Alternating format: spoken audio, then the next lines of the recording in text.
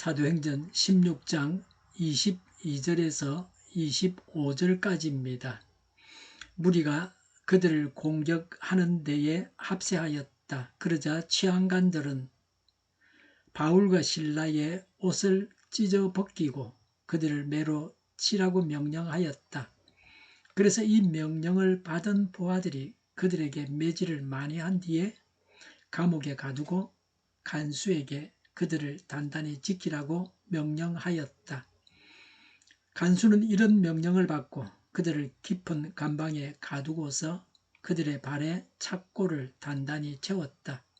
한밤쯤 되어서 바울과 실라가 기도하면서 하나님을 찬양하는 노래를 부르고 있는데 제수들이 듣고 있었다. 아멘.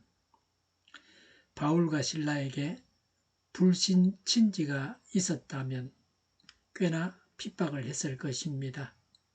예수 믿는다고 전도하고 돌아다니더니 결국은 콩밥 먹는 신세가 되었다고 손가락질하고 다른 사람들까지도 교회 다니지 못하게 말렸을 것입니다. 어려움을 당하는 바울과 실라가 어떻게 어려움에 대처해서 하나님의 뜻을 이루고 하나님께 영광을 돌렸는지를 배울 수 있습니다. 어제에 이어서 계속해서 말씀드립니다. 귀신은 예수 그리스도의 이름으로 명하니까 떠나갔습니다. 그런데 사람들은 무지하기 때문에 천지를 지으신 하나님의 종들을 못살게 굽니다. 하나님을 잘 몰라서 이렇게 한 것입니다. 하나님을 알지 못하니까 하루 강아지 범 무서운 줄 모르고 덤비는 시기입니다. 사람은 현명한 것 같지만 우매하기도 합니다. 이전 사람이나 현대인이나 앞으로 이 땅을 살아갈 사람들도 마찬가지입니다. 사람은 하나님의 손에 붙잡혀야만 마귀를 이길 수 있습니다. 예수님의 근세로 마귀를 내쫓은 것입니다. 하나님께서 우리 모두에게 마귀를 내쫓는 권세를 주시기 바랍니다. 먼저 우리 자신이 마귀에게 끌려다니지 아니하고 하나님의 종이 되기 위해서도 이런 권세가 필요합니다. 취한관들은 모든 내막을 다 알고 있었을 것입니다. 아마도 귀신 들렸던 여종의 주인들에게 환심을 사서 돈을 받으려고 바울과 실라를 매질하고 옥에 가두었다고 볼 수도 있습니다. 귀신 들렸던 여종의 인권이나 사회 정의 같은 것은 안중에도 없었습니다. 다만 자국민에게 손해를 입혔고 여러 사람이 함께 고발하니 바울 일행을 때리고 투옥했습니다. 관리들의 이와 같은 편협한 시각은 그 사회를 병들게 했습니다. 바울 일행은 귀신 들린 자를 자유인이 되게 했습니다. 마귀로부터 악한 주인들로부터 자유하게 했습니다. 그게 무슨 죄가 됩니까? 인신매매하고 사람을 구속해서 돈벌이를 하는 것은 죄악입니다. 바울과 실라는 의를 위해서 예수님을 위해서 박해를 받은 것입니다. 잘못도 없이 매맞고 감옥에 갇혔습니다. 정당한 재판도 받지 못하고 옥에 갇혔습니다. 상 받을 일을 하고서 옥에 갇혔습니다. 우리는 의를 위해서 고난을 받고 있습니까? 사도행전 16장 6절부터 10절까지 보면 오늘 본문 앞에서 예수님의 영이 그들을 빌립보로 가게 인도하셨습니다. 하나님의 영의 인도하심을 받아서 행했는데 이런 고난이 닥쳐왔습니다. 하나님의 뜻대로 행하는 자에게 불행이 닥쳐오고 고난이 찾아옵니다. 때로는 신실한 그리스도인이 질병으로 고통을 당합니다. 아무리 능력이 있고 믿음이 크고 믿음이 좋고 늘 성령 충만해서 하나님의 인도를 받으며 살아갈지라도 하나님의 도구로 사용되는 그리스도인들은 고난도 묵묵히 받을 수 있어야 하나님의 종으로 쓰임을 받을 수 있습니다. 바울과 실라가 당하는 고난은 그들의 잘못 때문에 온 것이 아닙니다. 그들이 피할 수 없도록 짜여진 상황에서 주어진 고난입니다. 그리스도를 위해서 그들이 고난을 당했습니다. 우리가 예수님 때문에 고난 당할 때 감사해야 합니다. 이런 고난이 있기 때문에 빌립보 교회가 세워졌습니다. 바울과 실라가 해산하는 수고를 해서 빌립보 교회가 탄생했습니다. 전도자와 양육자가 고난을 당하면서 복음이 전파되어졌습니다. 그리스도인의 삶은 예수 그리스도 때문에 고난도 받는 것입니다. 예수 그리스도를 믿기 때문에 무조건 잘 되고 돈 벌고 권세를 누리는 것이 아닙니다.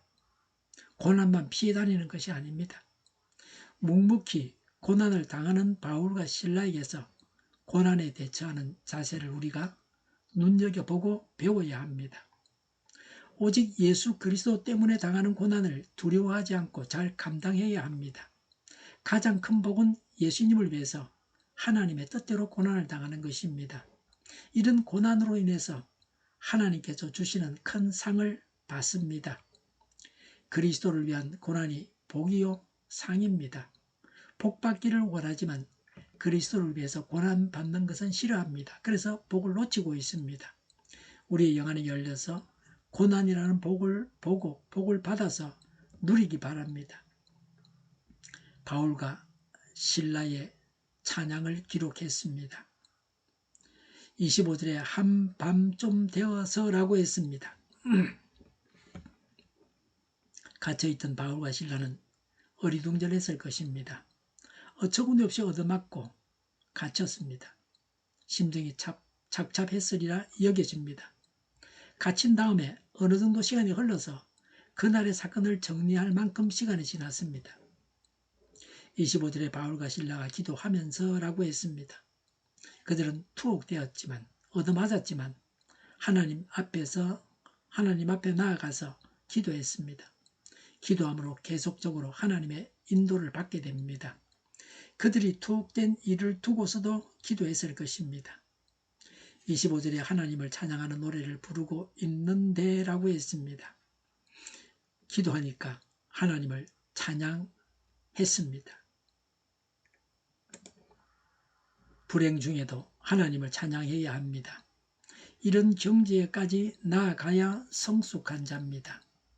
큰 복을 받을 자입니다. 25절에 제수들이 듣고 있었다고 했습니다. 불신자들이 볼 때는 이것은 완전히 실성한 사람들입니다.